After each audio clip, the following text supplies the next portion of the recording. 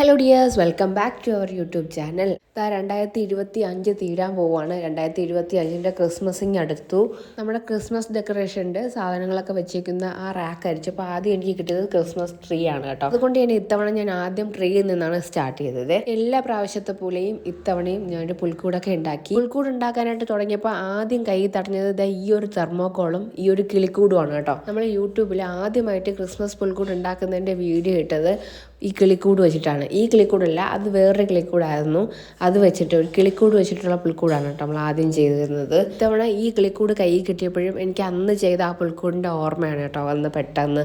ആ ഒരു കൂടിൻ്റെ ഒരു വശം നമ്മളിങ്ങനെ ഓപ്പൺ ചെയ്യാനായിട്ട് ഒരു വശത്തുള്ള ഗ്രില്ലിനെ അഴിച്ചു മാറ്റി അതിൻ്റെ പുറകിലേക്ക് സെറ്റ് ചെയ്ത് കൊടുത്തു. പിന്നെ ടോപ്പിൽ നമ്മൾ റൂഫ് ചെയ്യാനായിട്ട് കാർഡ്ബോർഡ് തന്നെയാണ്, സ്ഥിരം നമ്മൾ കാർഡ്ബോർഡ് തന്നെയാണ് യൂസ് ചെയ്യുന്നത്. റൂഫ് എന്നൊരു സ്ട്രക്ചർ കിട്ടാൻ വേണ്ടിയിട്ട് നമ്മൾ അതിനെ രണ്ടായിട്ട് സ്പ്ലിറ്റ് ചെയ്ത് ഇതുപോലെ ഒന്ന് ആക്കി എടുത്തിട്ടുണ്ട് കേട്ടോ. പിന്നെ റൂഫ് ഒന്ന് സ്റ്റഡി ആയിട്ട് നിൽക്കാൻ വേണ്ടി നമ്മൾ PVC പൈപ്പ് യൂസ് ചെയ്ത് റൂഫിൻ്റെ ടോപ്പിൽ ഇതുപോലെയൊക്കെ ഒന്ന് സെറ്റ് ചെയ്ത് കൊടുത്തു.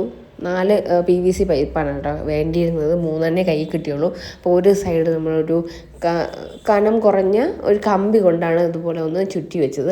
അതിനുശേഷം പല രീതിയിൽ റൂഫ് സെറ്റ് ചെയ്ത് നോക്കി. പല രീതിയിൽ സെറ്റ് ചെയ്ത് നോക്കിയിട്ടും അതങ്ങോട്ട് നേരെ ചൊവ്വ ഇരിക്കാത്തതുകൊണ്ട് കുറേ സമയം പിടിച്ചു. അങ്ങോട്ടും ഇങ്ങോട്ടും ഒക്കെ മാറ്റി വെച്ച് നോക്കി, അഴിച്ച് പറക്കി വീണ്ടും കളഞ്ഞു, വീണ്ടും ഒന്ന് സെറ്റ് ചെയ്ത് നോക്കി. അങ്ങനെ പല രീതിയിൽ സെറ്റ് ചെയ്തെടുത്തതിന് ശേഷം ഇങ്ങനെ ഒന്ന് ആക്കി എടുത്തിട്ടുണ്ട് ഓൾമോസ്റ്റ്. അതിൻ്റെ ടോപ്പിലേക്ക് നമ്മൾ ഡിസ്പോസിബിൾ പ്ലേറ്റ് ഇല്ലേ, ആ പ്ലേറ്റാണ് എടുത്ത് വെച്ചേക്കുന്നത്.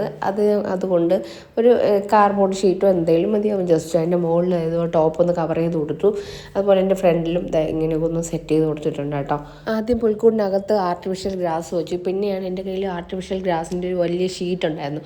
ആ ഷീറ്റിനെ എടുത്ത് തറയിലേക്ക് വിരിച്ചതിന് ശേഷം അതിൻ്റെ പുറത്ത് പുൽക്കൂട് എടുത്ത് വെച്ചു. ഇനിയാണ് നമ്മൾ ആദ്യം കയ്യിൽ കെട്ടിയ ആ തെർമോക്കോൾ ഇവിടെ യൂസ് ചെയ്തത്.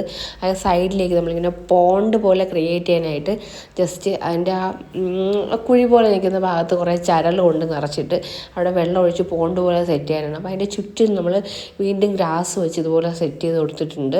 അതിലൊക്കെ പറ്റി പിടിച്ചിരിക്കുന്ന ആ പായൽ ചെടിയില്ലേ, അതൊക്കെ ഇങ്ങനെ പറിച്ചെടുത്തു സംഘടിപ്പിച്ചുകൊണ്ട് വന്ന് ഇതുപോലെ ഒന്ന് സെറ്റ് ചെയ്ത് കൊടുത്തു. ഓണം ആയാലും ക്രിസ്മസ് ആയാലും ഏത് ഫംഗ്ഷൻ ആയാലും നമ്മളത് പ്രത്യേകിച്ച് കുട്ടികളുടെ വീട്ടിൽ നമ്മൾ എല്ലാ ഫംഗ്ഷനും ആഘോഷിക്കണം എന്നാണ്. അതുകൊണ്ട് തന്നെ സമയമില്ലാത്ത സമയമാണെങ്കിൽ പോലും ഞാൻ ഇതുപോലെ ക്രിയേറ്റിവിറ്റി ആയിട്ടുള്ള കാര്യങ്ങൾ ചെയ്യാൻ എനിക്ക് കുറച്ച് ഇൻട്രസ്റ്റും കൂടെ ഉള്ളതുകൊണ്ടായിരിക്കും ഇതിനൊക്കെ ഞാൻ കുറച്ച് സമയം കണ്ടെത്താറുണ്ട് കേട്ടോ. വളരെ കുറച്ച് സമയം കിട്ടിയുള്ളെങ്കിലും ഞാൻ അത്യാവശ്യം ചെറിയ സിമ്പിളായിട്ടൊരു രീതിയിൽ പുൽക്കൂട് ഉണ്ടാക്കി കൊടുക്കാമെന്ന് ഞാൻ തീരുമാനിച്ചു പിള്ളേർക്ക് വേണ്ടിയിട്ട്.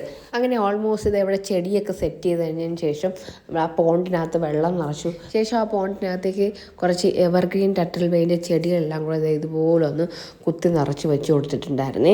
നമുക്ക് റൂഫിലേക്ക് ഒന്ന് പെയിൻറ്റ് ചെയ്ത് കൊടുക്കാം. അപ്പോൾ നമ്മുടെ കയ്യിൽ നേരത്തെ നമ്മുടെ കയ്യിൽ കുറച്ച് ബാക്കിയുണ്ടായിരുന്നു, കുറേ ബ്ലാക്ക് പെയിൻ്റ് ഉണ്ടായിരുന്നു.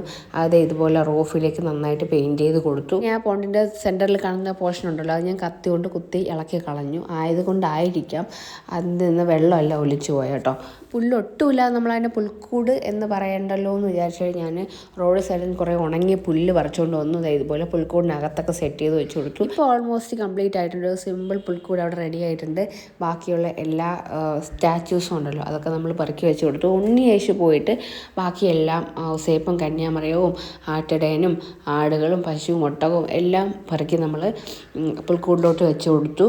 ഉണ്ണിയേശുവിനെ നമ്മൾ ക്രിസ്മസിൻ്റെ തലേ ദിവസം മാത്രമേ വെക്കുകയുള്ളൂ കേട്ടോ. ഇതിന് മുന്നേയും എനിക്കറിയില്ലായിരുന്നു. അപ്പോൾ നമ്മൾ ആദ്യമൊക്കെ വീഡിയോ ഇടുന്ന സമയത്ത് ഇതുപോലെ ഉണ്ണിയേശുവിനെ നേരത്തെ വെച്ചിട്ട് വീഡിയോ ഒക്കെ ഇടുന്ന സമയത്ത് പലരും കമൻറ്റിലൊക്കെ പറഞ്ഞിട്ടുണ്ടായിരുന്നു.